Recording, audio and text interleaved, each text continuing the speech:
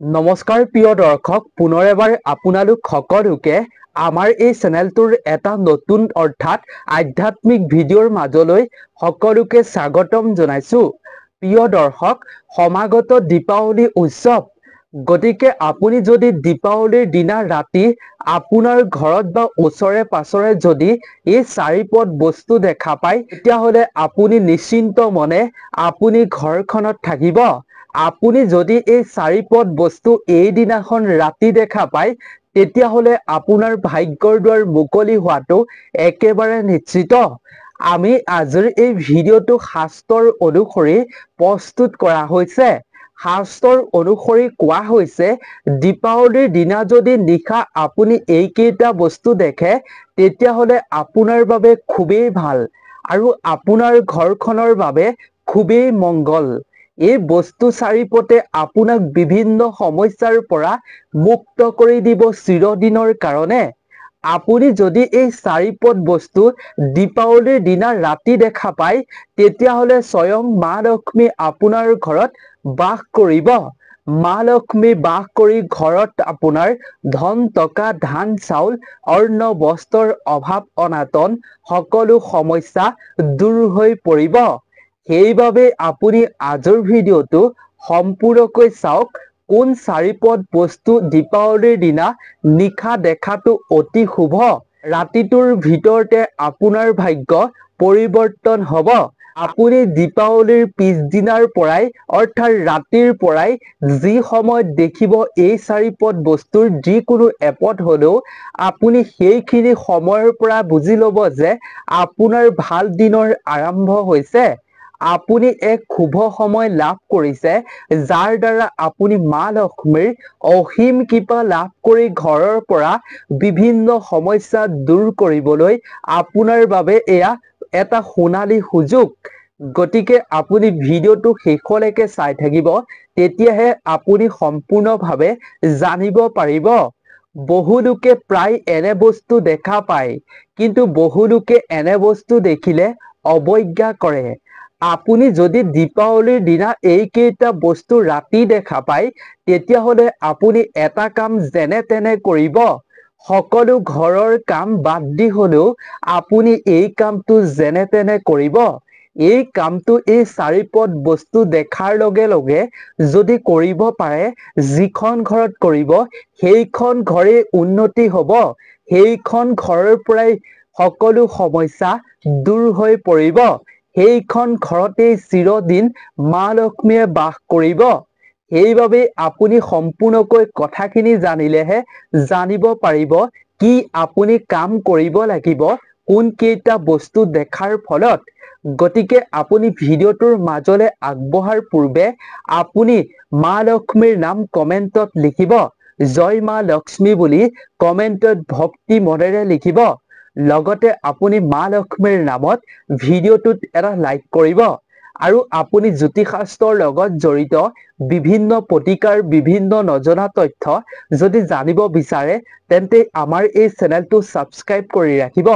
প্ৰতিদিনে আপোনালোকৰ লগত শাস্ত্ৰ সম্বন্ধীয় বিভিন্ন নতুন তথ্য সংগ্ৰহ কৰি আপোনালোকৰ মাজলৈ আগবঢ়াওঁ। গতিকে সকলোকে অনুৰোধ, চেনেলটো আপুনি ছাবস্ক্ৰাইব কৰি ৰাখিব। প্ৰিয় দৰ্শক, দীপাৱলী হৈছে হিন্দু ধৰ্মাৱলম্বী লোকৰ এটি মুখ্য পৰ্ব অৰ্থাৎ মুখ্য উৎসৱ। এই দীপাৱলীৰ পবিত্ৰ দিনটোত লক্ষ্মী দেৱী আৰু ভগৱান শ্ৰী গণেশক পূজা আৰাধনা কৰা হয়। প্ৰিয় দৰ্শক, এই দিনটোতে অযোধ্যাৰ ৰজা ভগৱান শ্ৰী ৰামচন্দ্ৰই 14 বছৰ বনবাস খাটি আহি নিজৰ ঘৰলৈ উভতি আহিছিল। সেইবাবে এই দিনটো পোহৰৰ উৎসৱ আৰু আনন্দৰ উৎসৱ হিচাপে পালন কৰি অহা হৈছে। লগতে শাস্ত্ৰৰ অনুসৰি এই দিনটোত সম্পূৰ্ণ বিধি বিধান অনুসৰি ধন টকা সা সম্পত্তি ঐশ্বৰ্যৰ দেৱী মা লক্ষ্মীক পূজা কৰিব লাগে। হিন্দু ধৰ্ম শাস্ত্ৰত কোৱা হৈছে, দীপাৱলীৰ দিনা নিশা মা লক্ষ্মীয়ে প্ৰতিজন ব্যক্তিৰ ঘৰলৈকে প্ৰৱেশ কৰে, আগমন ঘটে। যেতিয়া আপোনাৰ ঘৰলৈ মা লক্ষ্মীৰ আগমন ঘটিব, তেতিয়া আপোনাৰ ঘৰত আপুনি এনে বস্তু দেখা পায়, আপুনি সংকেত লাভ কৰিব, যাৰ দ্বাৰা আপুনি বুজিব লাগিব যে আপোনাৰ ঘৰলৈ স্বয়ং মা লক্ষ্মীৰ আগমন ঘটিছে। যিসমূহ বস্তু আমি আজিৰ ভিডিঅ'টোত আপোনালোকৰ লগত শ্বেয়াৰ কৰিব খুজিছো, এই বস্তুকেইটা দেখা মানে আপুনি মা লক্ষ্মীৰ আগমনৰ সংকেত পোৱা বুলি আপুনি মনতে ভাবি ল'ব আৰু মা লক্ষ্মীক ধ্যান কৰি আপুনি এটা কাম যেনে তেনে কৰিব। এইবাবে এই দিনটোত প্ৰতি ঘৰতে মা লক্ষ্মীক আৰাধনা পূজা কৰিব লাগে, যাতে আপোনাৰ ঘৰখনলৈ গোটেই বছৰটোৰ বাবে মা লক্ষ্মীৰ কৃপা থাকে আৰু ঘৰৰ পৰা বিভিন্ন অপশক্তি দূৰ হৈ থাকে। শাস্ত্ৰত কোৱা হৈছে দীপাৱলীৰ নিশা মা লক্ষ্মীয়ে গোটেই পৃথিৱীখন ভ্ৰমণ কৰে। প্ৰিয় দৰ্শক, বস্তুকেইটাৰ বিষয়ে আপোনাক কোৱাৰ পূৰ্বে আপোনালোকক এটা উপায় শ্বেয়াৰ কৰিব খুজিছো, যিটো উপায় আপুনি দীপাৱলীৰ দিনা ৰাতিপুৱা কৰিব লাগিব। উপায়টো আপুনি ভালদৰে লক্ষ্য কৰিব। উপায়টো কৰিবৰ বাবে আপোনাৰ ঘৰত নিশ্চয় এইজোপা গছ আছে। সেই গছজোপা হৈছে আম গছ আৰু সেই আম গছজোপাৰ কেইটামান পাত ছিঙি আনি আপুনি এই উপায়টো কৰিব লাগিব। এই উপায়টো আপুনি দীপাৱলীৰ আগতো কৰি ৰাখিব পাৰে। অতি ফলদায়ক বুলি বাস্তুশাস্ত্ৰত কোৱা হৈছে এই আম পাতৰ উপায়টো কৰা। আপুনি নিশ্চয় জানে হিন্দু ধৰ্মশাস্ত্ৰৰ অনুসৰি আম পাতৰ বিশেষ মহত্ব আছে। এই আম পাত বহুতো পূজা প্ৰাৰ্থনাত ব্যৱহাৰ কৰা হয়। কেৱল ইমানেই নহয়, আম পাত হৈছে মা লক্ষ্মীৰ অতিকৈ প্ৰিয় হয়। ইয়াৰ বাবে আপুনি ঘৰখন ভালদৰে সুন্দৰ কৰিব, চাফ চিকুণ কৰিব। তাৰ পাছত প্ৰিয় দৰ্শক, আপোনালোকে ভালদৰে স্নান কৰিব অৰ্থাৎ গা ধুব আৰু শুদ্ধ বস্ত্ৰ পৰিধান কৰি আপুনি আম গছৰ ওচৰলৈ গৈ আপুনি ভক্তি মনেৰে 11টা আপুনি আম গছৰ পাত ছিঙি আনিব আৰু আম গছৰ পাত 11টা ছিঙি আনি এডাল ৰঙা সূতাৰে আপুনি মালা বনাব। আম পাত কেইটা গাঁঠি দি এডাল ৰঙা সূতাৰে আপুনি এডাল মালা বনাব। তাৰ পাছত আপুনি সেই মালাডাল আপোনাৰ ঘৰৰ যিখন মুখ্য দুৱাৰ, সেই মুখ্য দুৱাৰৰ সন্মুখত আপুনি বান্ধি দিব ধুনীয়াকৈ। যদি আপুনি ঘৰৰ মুখ্য দুৱাৰত আপুনি ওলোমাই দিব পাৰে সেই আম গছৰ মালাডাল, তেতিয়াহ'লে এনে কৰাৰ ফলত আপোনাৰ ঘৰখনত সুখ শান্তিৰে বিৰাজমান হৈ পৰিব।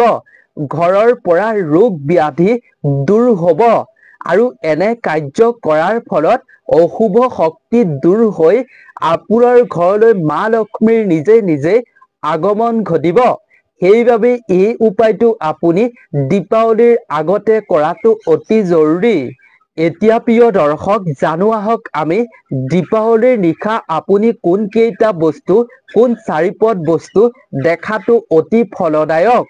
1 নম্বৰতে হৈছে প্ৰিয় দৰ্শক, দীপাৱলীৰ দিনা আপুনি সন্ধিয়াৰ সময়ৰ পৰা যেতিয়া শুব, সেই সময়খিনিলৈকে যদি আপুনি এন্দুৰ ঘৰত দেখা পায়, তেতিয়াহ'লে অতি শুভ বুলি বাস্তুশাস্ত্ৰত কোৱা হৈছে। বিশ্বাস কৰা হয় যে দীপাৱলীৰ দিনা আপুনি এন্দুৰ দেখিলে ধনৰ দেৱতা কুবেৰ দেৱতা প্ৰসন্ন হয় বুলি কোৱা হৈছে বাস্তুশাস্ত্ৰত। আৰু এনে ঘৰখনলৈ ধন টকাৰ আকৰ্ষিত হৈ ঘৰখন উন্নতি হয় অতি কম দিনৰ ভিতৰতে।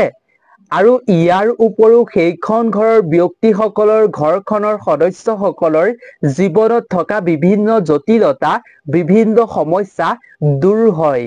গতিকে আপুনিও যদি দেখা পায় এন্দুৰ দীপাৱলীৰ দিনা, তেন্তে আপুনি এটা কাম কৰিব লাগিব। আমি আপোনালোকক ভিডিঅ'টোৰ শেষত সেই কামটোৰ বিষয়ে শ্বেয়াৰ কৰিম। 2 নম্বৰতে হৈছে প্ৰিয় দৰ্শক, আপুনি দীপাৱলীৰ দিনা যদি আপোনাৰ ঘৰলৈ মেকুৰীৰ আগমন হোৱা দেখা পায়, তেতিয়াহ'লে আপুনি জানি ল'ব আপোনাৰ ঘৰলৈ মেকুৰীৰ আগমন হোৱাৰ ফলত ঘৰখনলৈ সম্পদ লাভ কৰাৰ এয়া এটা শুভ লক্ষণ আপোনাক প্ৰেৰণ কৰিছে মা লক্ষ্মীয়ে।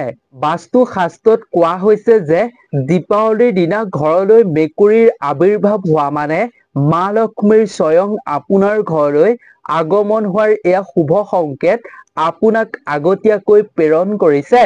আপোনাৰ ঘৰলৈ যদি এই দিনটোত মেকুৰীৰ আগমন হয় তেতিয়াহ'লে আপুনি বুজিব বছৰটোলৈ আপোনাৰ ঘৰখনত ধন টকা সা সম্পত্তিৰ আগমন হ'ব আৰু সম্পদ আপুনি জীৱনত লাভ কৰাৰ সম্ভাৱনা একেবাৰে আছে।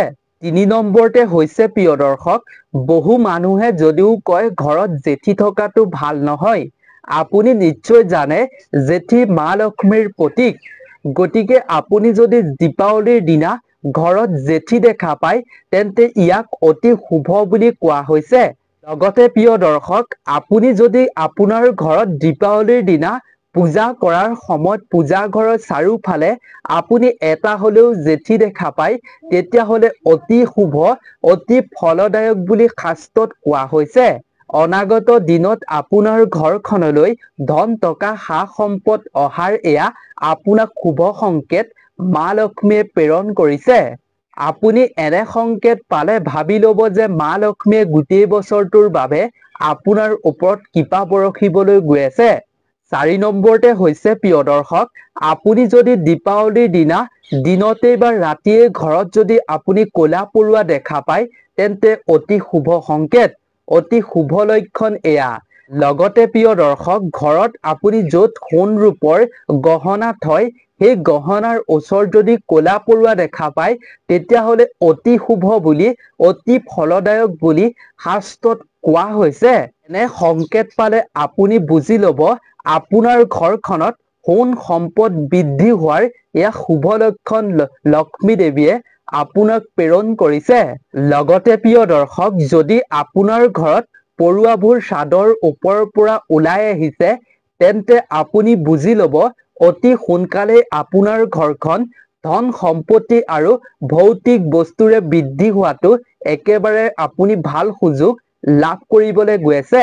অৰ্থাৎ ভাল দিনৰ সূচনা আপোনাক আগতীয়াকৈ প্ৰেৰণ কৰিছে মা লক্ষ্মীয়ে। প্ৰিয় দৰ্শক, এইবাৰ আমি জানো ৫ নম্বৰৰ শেষৰ বস্তুটোৰ বিষয়ে। ৫ নম্বৰতে হৈছে দীপাৱলীৰ দিনা যদি নিশা আপুনি ৰাতি যদি ফেঁচা দেখা পায় তেতিয়াহ'লে ইয়াক অতি শুভ লক্ষণ বুলি কোৱা হয়। আপুনি নিশ্চয় জানে মা লক্ষ্মীৰ বাহন হৈছে ফেঁচা। যদি আপুনি এই দিনটোত বগা ফেঁচা দেখা পায় তেতিয়াহ'লেতো অতি শুভ, আৰু যদি বগা ফেঁচা দেখা নাপায়, যিকোনো ৰঙৰ ফেঁচা দেখা পায় তেতিয়াহ'লেও আপোনাৰ বাবে অতি শুভ দীপাৱলীৰ দিনা। আপুনি এই দিনটোত যিকোনো ৰঙৰ ফেঁচা দেখিলে ইয়াৰ অৰ্থ হৈছে যে মা লক্ষ্মীয়ে নিজেই আপোনাৰ ঘৰলৈ প্ৰৱেশ কৰিবলৈ আহিছে। শাস্ত্ৰত এয়া বিশ্বাস কৰা হয় যে দেৱী লক্ষ্মীয়ে জ্ঞান, সৌভাগ্য আৰু সম্পদ, স্বাস্থ্য আৰু সমৃদ্ধিক প্ৰতিনিধিত্ব কৰে।